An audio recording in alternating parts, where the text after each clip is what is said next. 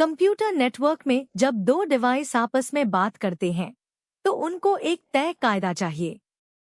Protocol एक set of rules है जो तय करता है कि डेटा कैसे भेजा जाए और कैसे हासिल किया जाए। देखिए, एक डिवाइस डेटा भेजता है और दूसरा उसे हासिल करता है और बीच में प्रोटोकॉल ही सारा इंतजाम चलाता है। इन्हीं रूल्स की वजह से डेटा दुरुस्त तरीके से, तेजी से और भरोसे के साथ पहुंचता है और हर तरह के काम के लिए अलग प्रोटोकॉल इस्तेमाल होता है। 4 अहम प्रोटोकॉल हम एक एक करके देखेंगे। सबसे पहला है TCP/IP। ये इंटरनेट पर बातचीत के लिए बुनियादी सेट ऑफ प्रोटोकॉल है। इसके अंदर 3 हिस्से आते हैं, TCP, IP और UDP। TCP का काम ये यकीनी बनाना है कि डेटा दुरुस्त और भरोसेमंद तरीके से पहुंचे। डेटा को छोटे छोटे टुकड़ों में तोड़ा जाता है और हर एक छोटा टुकड़ा पैकेट कहलाता है। देखिए, पैकेट भेजा गया, दूसरी तरफ पहुंचा और वापस एक्नॉलेजमेंट आया। अगर पैकेट रास्ते में खो जाए तो TCP उसे दोबारा भेजता है। अब TCP/IP का दूसरा हिस्सा। IP का काम है एड्रेसिंग और राउटिंग, यानी हर डिवाइस को उसका अपना एक नंबर देना जिससे उसे पहचाना जाए। इसी नंबर को एड्रेस कहते हैं। और फिर डेटा पैकेट को सेंडर से रिसीवर तक सही रास्ते पर डालना। ये देखिए, पैकेट एक राउटर से दूसरे राउटर होता हुआ अपनी मंजिल तक जा रहा है। रास्ते में लगी हर वो मशीन जो आगे का रास्ता चुनती है, राउटर कहलाती है। UDP भी इसी में शामिल है। ये ज्यादा तेज है लेकिन कम भरोसेमंद। इसमें पैकेट खो भी सकता है और दोबारा नहीं भेजा जाता। मिसाल के तौर पर, जब आप इंटरनेट चलाते हैं तो TCP/IP ही यकीनी बनाता है कि वेब पेज आपके कंप्यूटर तक ठीक पहुंचे। दूसरा प्रोटोकॉल है HTTP। इसका पूरा नाम है हाइपरटेक्स्ट ट्रांसफर प्रोटोकॉल और इसका काम वेब पेज को वेब सर्वर से वेब ब्राउज़र तक पहुंचाना है। जब आप कोई वेबसाइट खोलते हैं तो आपका ब्राउज़र सर्वर को एक रिक्वेस्ट भेजता है। सर्वर जवाब में वेब पेज वापस भेजता है और वो पेज आपकी स्क्रीन पर खुल जाता है। यही रोज आपके साथ होता है। तीसरा प्रोटोकॉल है FTP, यानी फाइल ट्रांसफर प्रोटोकॉल। इसका काम एक कंप्यूटर से दूसरे कंप्यूटर तक फाइल्स पहुंचाना है। मिसाल के तौर पर, एक वेबसाइट बनाने वाला अपनी वेबसाइट की फाइल्स FTP के जरिए वेब सर्वर पर अपलोड करता है। और चौथा है SMTP, यानी सिंपल मेल ट्रांसफर प्रोटोकॉल, जो इंटरनेट पर ईमेल भेजने के लिए इस्तेमाल होता है।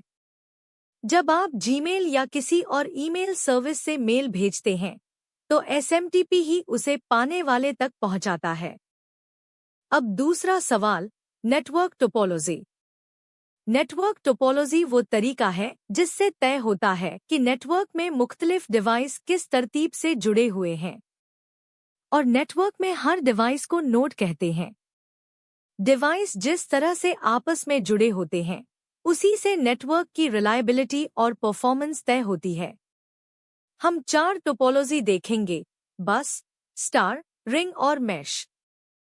पहली है बस टोपोलॉजी। इसमें सारे डिवाइस एक ही कम्युनिकेशन लाइन से जुड़े होते हैं, जिसे बस या सेंट्रल केबल कहते हैं। जब कोई डिवाइस डेटा भेजता है तो वो डेटा पूरी केबल पर सफर करता है और हर डिवाइस उसे देखता है।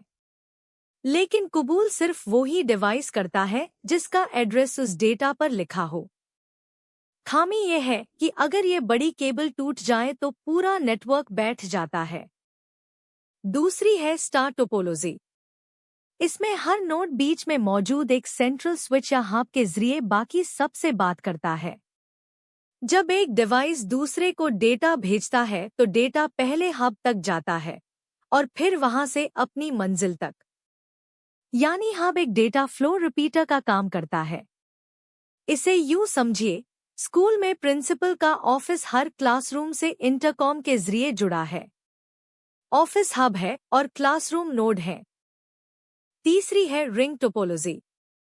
इसमें हर डिवाइस एक गोल रास्ते में अपने दो पड़ोसी डिवाइस से जुड़ा होता है। डेटा सिर्फ एक ही सिम में चलता है और हर डिवाइस उसे अगले डिवाइस तक पहुंचाता है जब तक डेटा अपनी मंजिल तक न पहुंच जाए। जैसे रिले रेस में हर दौड़ने वाला बर्टान अगले को पकड़ाता है और बर्टान गोल घूमकर वापस शुरू वाली जगह पर आ जाता है। चौथी है मैश टोपोलॉजी।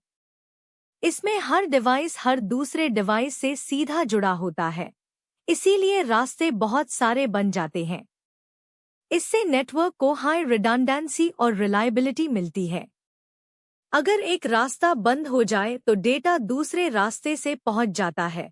ये देखिए, जैसे एक शहर में हर घर सड़कों से हर दूसरे घर तक जुड़ा हो। एक सड़क बंद हो जाए तो कई और रास्ते मौजूद हैं। अब चारों टोपोलॉजी को एक साथ मिलाकर देखते हैं। बस में एक ही केबल, सस्ती और आसान, मगर केबल टूटी तो सब बंद। स्टार में हब बीच में, एक डिवाइस खराब हो तो बाकी चलते रहते हैं, मगर हब बैठ जाए तो पूरा नेटवर्क रुक जाता है। रिंग में डेटा एक सिम में घूमता है, तरतीब साफ है, मगर एक डिवाइस टूटे तो रिंग टूट जाती है। और मैश में हर रास्ता मौजूद, सबसे ज्यादा भरोसेमंद, मगर केबल भी सबसे ज्यादा लगती है। अब तीसरा सवाल, कंप्यूटर नेटवर्क असल दुनिया में कहाँ काम आते हैं? सबसे पहले बिजनेस में। नेटवर्क की मदद से एम्प्लॉइज फौरन एक दूसरे तक इंफॉर्मेशन पहुंचा सकते हैं। वो आपस में फाइल्स शेयर कर सकते हैं, एक ही प्रिंटर कई लोग इस्तेमाल कर सकते हैं और कंपनी का डेटा किसी भी जगह से देखा जा सकता है। इसी पर online banking, e commerce, video conferencing और कस्टमर सर्विसेज चलती हैं। मिसाल के तौर पर अलग अलग ऑफिस में बैठे एम्प्लॉइज एक ही नेटवर्क पर फाइल्स शेयर करते और बात करते हैं।